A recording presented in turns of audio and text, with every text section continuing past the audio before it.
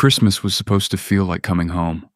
The tree was up, the candles were lit, my stepmother had that cinnamon pine spray she used every December, like it could cover up everything wrong with this family. I waited until the plates were full and the wine was poured before I said it. "Hey," I said, keeping my voice easy. "Did the contractor ever send the final invoice for the renovation? The one I forwarded to the joint account last month?" My father didn't look up from his plate. He reached for the bread basket, tore off a piece, and chewed before answering. "They did," he said. "We handled it." "Handled it how?" He finally looked at me. "Your brother needed a car. He starts his new job in January. We couldn't have him taking the bus." I set my fork down. Not fast, slowly, the way you do when you're trying not to let your hands shake. "That money was for Mom's roof," I said. The table went quiet. My stepmother stopped pouring. My brother looked up from his phone for the first time all evening. My father shrugged the way he always did when he'd already decided he was right. "She's not going anywhere. The roof can wait another season." I looked at him for a long moment. "Does she know you said that?" Nobody answered, because the answer was no, and everyone at that table knew it. My name is Caleb. I'm 32 years old, and for the last 4 years I've been the financial backbone of a family that treats generosity like a subscription service. Automatic, expected, never acknowledged. I'm not telling you this for sympathy. I'm telling you this because what happened next changed everything, and if you've ever been the one who handles it, you need to hear how this ends. Before I get into it, drop a quick hi in the comments and tell me where you're watching from. It helps more than you know. And if you've ever had money disappear on you from someone who was supposed to protect it, subscribe. You're going to want to be here for the rest of this. Let me back up about 8 months. My mother, my biological mother, not the woman currently arranging decorative pine cones at the dinner table, lives 40 minutes outside of Austin in a house she's owned since before I was born. She's 61. She raised me largely on her own after the divorce, working double shifts at the hospital for most of my childhood. She's not the kind of woman who asks for help, which is exactly why it scared me when she called me in April and mentioned, almost in passing, that there was a soft spot in the living room ceiling and some discoloration near the back bedroom wall. I drove out that weekend. What I found was not a soft spot. It was water intrusion along the entire rear roof line, fascia rotting, insulation soaked through, drywall starting to buckle. The contractor I brought in said it wasn't an emergency yet, but if she waited another full rain season, she'd be looking at ceiling collapse and potential mold remediation. The quote for full repair came in at $14,000. My mother laughed when she heard the number. Not a happy laugh. The kind that sounds like the air going out of something. She had maybe $4,000 in savings. Social Security covered her basics. There was nothing extra. I didn't tell her I'd handle it right away. I went home and sat with it for a week. Then I started moving money. I had a decent savings cushion from a year of contract work, plus a bonus I'd been holding on to. I structured it carefully, set up a dedicated account, labeled it clearly in my own records. I told myself I'd transfer the funds once the contractor scheduled the work, which was set for late November, right after the holiday. The problem was the joint account. About 2 years ago, my father had convinced me that having a shared account for family expenses made sense. He'd presented it like a practical solution. Shared insurance payments, helping my brother get on his feet after a rough patch, covering my grandmother's prescriptions before she passed. It had seemed reasonable at the time, and at first I used it carefully. Small transfers, defined purposes. But the definition of family expenses had quietly expanded over time, and I'd been too busy to notice how wide it had stretched. When the contractor sent his invoice, I had forwarded it to the joint account as a holding point, just until the work order was confirmed. I told my father it was there. I was clear about what it was for. He spent it in 11 days.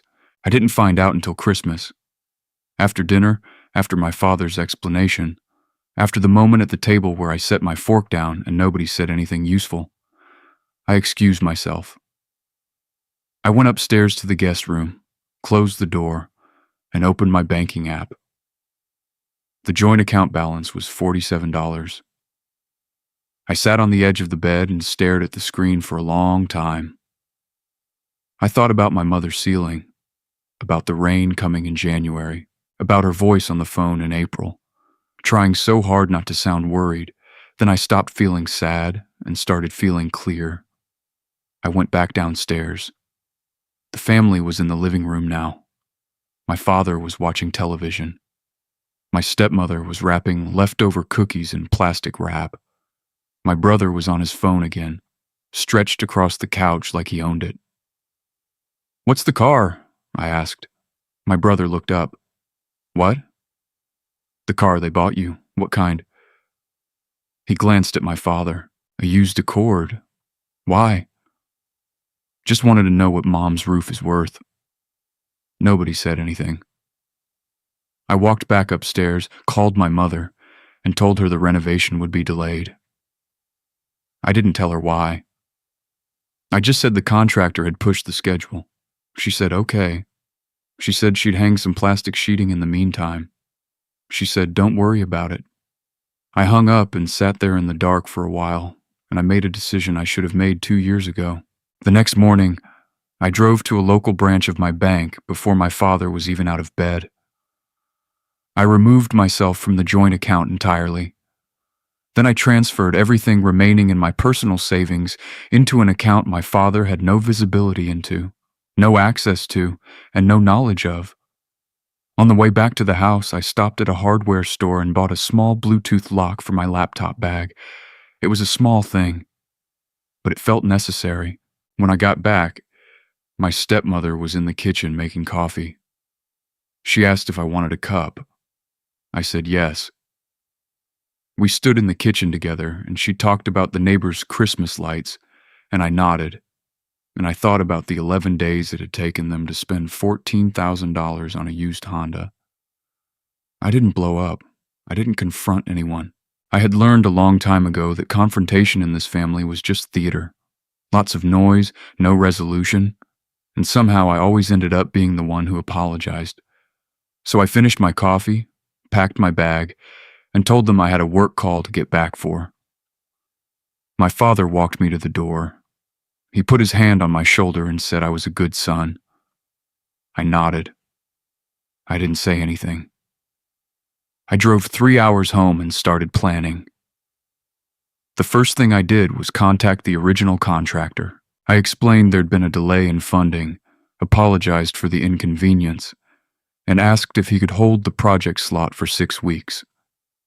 He was flexible.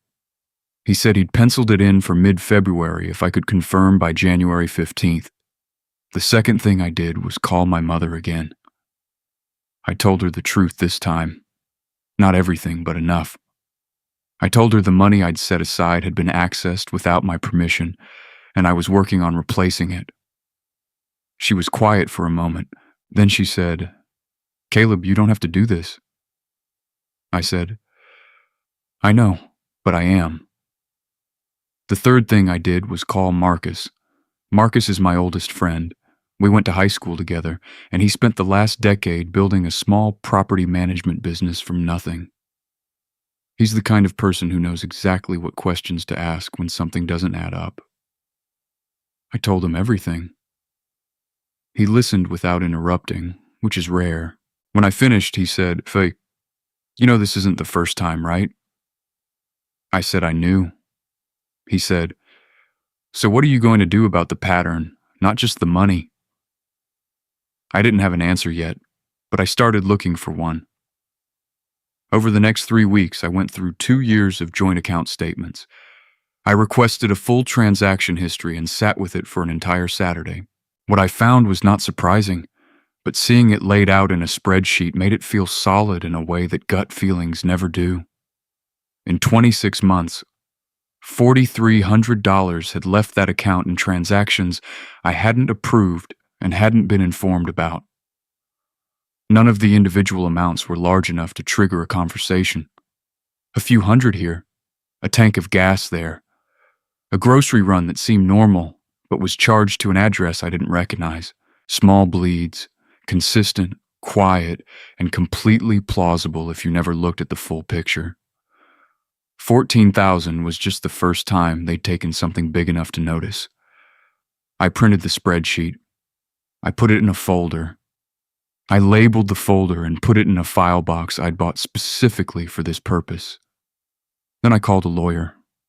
Her name was Diana Reyes. She came recommended through a colleague who dealt with an estate dispute a few years back.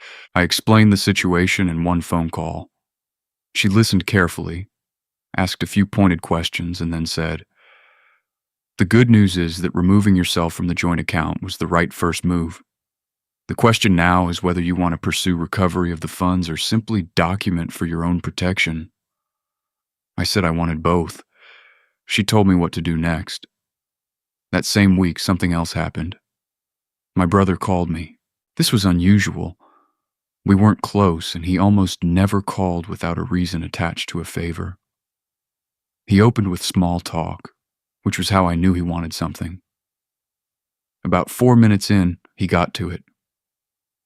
He said my father had mentioned I'd pulled out of the joint account, and the family was concerned. He used the word concerned 3 times. He said it made everyone feel like I was pulling away. He said family was family. I asked him how his new car was running. He paused. Then he said it was fine. I said, "Good, I'm glad it's working out." And I ended the call. That night I got a text from my father. It said he thought we should talk. I said I agreed. I said I'd be in touch after the new year. I wasn't avoiding the conversation. I was choosing the timing. January moved fast. I rebuilt the renovation fund from a freelance project I'd been putting off. I confirmed with the contractor. I made arrangements to have the work scheduled without routing anything through any account my family could access.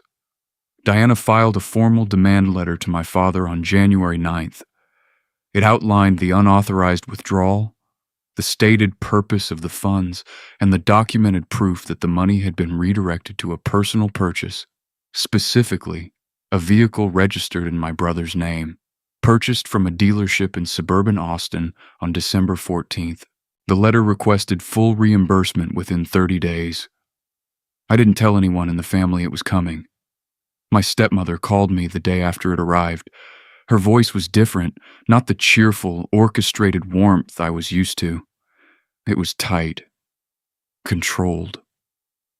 She said the letter was unnecessary, that this was a family matter, and that lawyers had no place between people who loved each other. I said I agreed that it was a family matter. I said that's exactly why I'd given them 30 days instead of filing immediately. She said I was being dramatic. I said, "My mother's living room ceiling has been leaking since April. She's 61 years old. She put plastic sheeting up over Christmas. That's what was taken. I think dramatic is the wrong word." She didn't respond to that. She said she'd have my father call me. He didn't call for 6 days. When he finally did, his voice had the measured calm of someone who'd rehearsed. He said the account was joint, which he interpreted as shared access. He said he'd intended to replace the money before I noticed. He said there had been a miscommunication. He used that word, miscommunication, the way people use it when they mean I got caught. I let him finish. Then I said, "Dad, I have the transaction records. I have the dealership invoice. I have 2 years of statements showing a pattern of smaller withdrawals. Diana has all of it. You have 23 days. He said I was making this harder than it needed to be. I said, "You spent my mother's roof repair on your other son's car. I'm the one making it hard." He didn't answer that. I said, 23 days. He paid. Not in full, not at first. He sent $12,000 in 2 transfers over the following 3 weeks. and I had to send a follow-up letter through Diana to get the remaining two. But it came. The contractor started work on February 18th. I drove out to my mother's house to be there when he did. She stood in the front yard in her coat, watching the crew work, and she asked me again how this had happened. I told her this time, all of it. She was quiet for a long time. Then she said, "I always thought you were too good to them." I said I thought so too. She made coffee and we sat at her kitchen table while the crew worked overhead. She showed me the plastic sheeting she'd put up. 2 layers of it, taped carefully to the ceiling, with a bucket positioned underneath. She'd been emptying it every time it rained. I sat there looking at that bucket and the taped plastic, and I thought about everything I'd spent 2 years telling myself, that they meant well, that it was complicated, that family was messy but worth preserving. The bucket made those arguments feel very small. The family's response to the demand letter and the reimbursement had a ripple effect I hadn't fully anticipated. My brothers stopped texting me entirely. No Happy New Year. No birthday acknowledgement in February. Just silence, which told me more about his involvement than anything he could have said. He hadn't been an innocent bystander watching the car appear in the driveway. He'd known where the money came from, or at least that it wasn't theirs to spend. And he'd said nothing. My stepmother sent me a long message in late January. It was 3 paragraphs of emotional language: hurt, betrayed, blindsided. She said I'd humiliated the family. She said I'd chosen a lawyer over my own father. She said she hoped I understood what I was throwing away. I read it twice. Then I typed, "I hope the holidays were good." And I sent it. I know that sounds cold, but I'd spent years trying to have real conversations with her, and they always ended the same way, with me explaining myself and her reframing my explanation as proof of my stubbornness. There was nothing left to say that she would hear, so I stopped trying to make her hear it. My father and I didn't speak for almost 2 months after the final payment. When he called again in late March, his voice was different, quieter, without the rehearsed steadiness. He didn't open with accusations. He just said he'd been thinking. I said, "I have too." He said he hadn't handled things correctly. I said, "No, you didn't." He asked if there was a way forward. I said I didn't know yet. I said that would depend on some things changing, not just being said to have changed. I told him I wasn't interested in a relationship that required me to absorb the cost every time something came up for someone else. I told him I still had the 2-year spreadsheet, and that if he ever wanted to understand what I meant, I'd walk him through every line. He said he didn't know it had been going on that long. I said I believed him, and that it didn't change anything.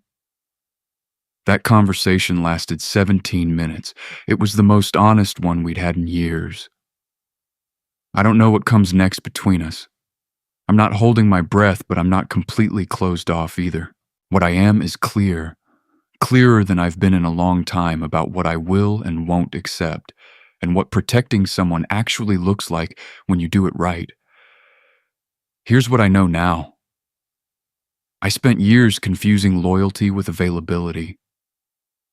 I thought being a good son, a good brother, meant showing up whenever the need was presented, financially, logistically, emotionally. I thought if I set limits, I was abandoning people. I thought generosity had to be unconditional to count, but unconditional generosity isn't generosity. It's just a resource that people learn to extract without asking. The bucket in my mother's kitchen taught me that. Not the family drama, not the lawyer letters, not the 2-year spreadsheet. Just a plastic bucket sitting under a repaired ceiling in a house that should have never leaked that long. If you've been the person who handles it, if your phone rings when things go wrong and no one notices when things go right, I want you to hear this. You are not responsible for managing the consequences of other people's choices. You are allowed to close the accounts, change the access, and stop funding a version of family that doesn't fund you back. Not financially, not emotionally, not in any of the ways that matter. You don't have to blow everything up, but you don't have to hold it together either. If you want to hear more stories about people who stopped carrying weight that was never theirs to carry, subscribe to Revenge with Reality. Every story here is about truth, accountability, and what happens when someone finally decides enough is enough. Like this video if it resonated with you. And if you're going through something similar right now, leave a comment. I read every single one. The next story might be harder to tell, but I think you need to hear it.